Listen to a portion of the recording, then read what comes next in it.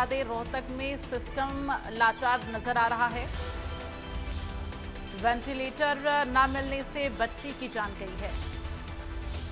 तो मामले में पीजीआई ने सफाई दी है। कहा डॉक्टरों ने पूरे प्रयास किए हैं।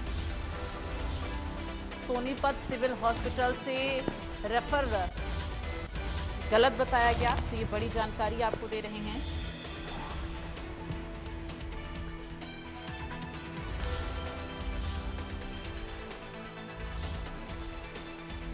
ये बड़ी जानकारी।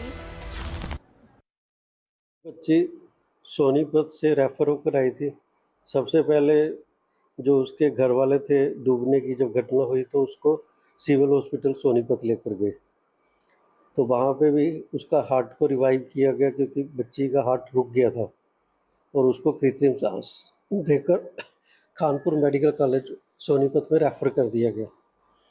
फिर वो बच्ची मेडिकल कॉलेज कानपुर में गई और वहाँ से भी उसको एक हार्ट का दौरा आया।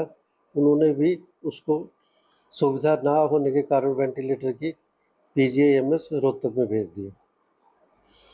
तो हमारे पास जैसे ही बच्ची आई, क्योंकि पहले तो कोई ऐसी सूचना या विधि नहीं बनी हुई कि वो इंश्योर करें कि वेंटिलेटर हमारे पास है, तो हम वेंटिलेटर की व्यवस्था में जुटे हुए थे कि जब तक व्यवस्था हो पाती तो बच्ची ने दम तोड़ दिया। ऐसा दुर्भाग्यपूर्ण है क्योंकि बच्ची के सांस, दिल की धड़कन पहले 3 बार जा चुकी थी और उसका ब्रेन ने भी काम करना बंद किया हुआ था। इस स्थिति में उसको कृत्रिम सांस तो एम्बू द्वारा दिया ही जा रहा था और वेंटिलेटर जहाँ तक है वो हमारे पास बच्चों वाले उपलब्ध हैं, पर उसकी व्यवस्था करने में जो समय लगा उतना ही था, क्योंकि आरोप प्रत्यारोप तो लगाए जा सकते हैं। पहली बात तो कि बच्चे को वहाँ से रेफर करना ही गलत था। उस विषय में भी मैं डायरेक्टर जनरल मेडिकल हेल्थ को भी लिख रहा हूँ और डीएमईआर को भी लिख रहा हूँ कि ये कॉलेज जब ऐसे बच्चे को रेफ़र करें, इनको ये इंश्योर करना चाहिए कि ये सुविधा रेफ़र करने वाली इंस्टीट्यूट में उस समय उपलब्ध है। और इस वक्त संवाददाता दिनेश हमारे साथ लाइव जुड़ गए हैं, सीधे उनका रुख करेंगे। दिनेश, जिस तरह से ये बड़ी लापरवाही सामने आई है, यहाँ पर सिस्टम लाचार किस तरह से नजर आया है, वेंटिलेटर ना मिलने की वजह से एक बच्चे की जान गई है, लेकिन पीजीआई अब सफाई दे रहा है। फिलहाल क्या कुछ जानकारी? बिल्कुल, देखिए पीजीआई की तरफ से ये सबक किया गया है कि बच्ची को यहाँ पर रेफर करना ही गलत था और इसकी शिकायत जो है डीजी हेल्थ तक जाएगी। यानी कहीं ना कहीं ये मामला दोबारा से तूल पकड़ता हुआ दिखाई दे रहा है। चाहे कुछ भी हो, लेकिन इस सारे मामले में एक साल की बच्ची की जान गई है, जो काफी दुखद घटना है। दरअसल पीजीआई के जो निदेशक हैं डॉक्टर सुरेश सिंगल, उनका कहना है कि सिविल हॉस्पिटल सोनीपत से रोहतक पीजीआई में रेफर करना ही गलत है, क्योंकि उससे पहले बच्चे की 3 बार जो धड़कनें हैं वो बंद हो गई थी। इसके अलावा बच्चे का जो दिमाग है उसने काम करना बंद कर दिया था। ऐसे में इतनी गंभीर कंडीशन के दौरान बच्ची को यहाँ पर रेफर करना काफी गलत था, क्योंकि बीच रास्ता उबड़ खाबड़ है। इसके अलावा यहाँ पर जो ट्रेवलिंग हुई है उससे भी बच्ची को काफी नुकसान हुआ है। यदि समय रहते डॉक्टर सोनीपत में ही उसका इलाज प्रॉपर तरीके से करते तो बच्ची की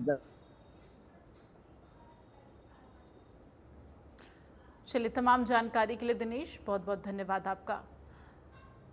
तो जिस तरह से सोनीपत में ये बड़ी आपको बता दें कि सिस्टम की जो लाचारी है वो देखने को मिली है रोहतक में, और एक बच्ची की जान इसलिए चली गई चूँकि उसे वेंटिलेटर सपोर्ट पर रखना था, लेकिन वेंटिलेटर ना मिल पाने की वजह से बच्ची की जान गई है।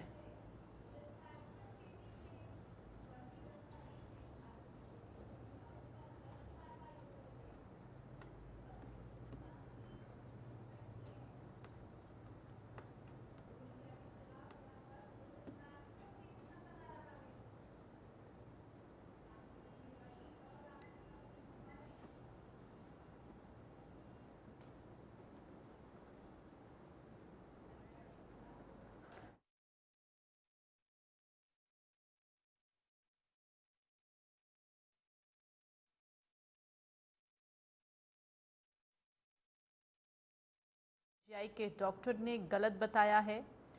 फिलहाल बच्ची को वेंटिलेटर सपोर्ट नहीं मिल पाया, जिसकी वजह से बच्ची की जान चली गई।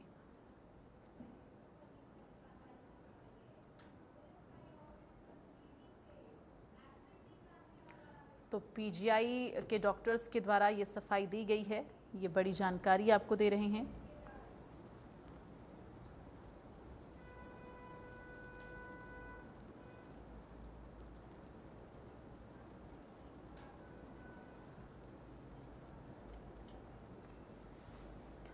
रोहतक में सिस्टम लाचार नजर आया, जहां वेंटिलेटर ना मिल पाने की वजह से बच्ची की जान गई है।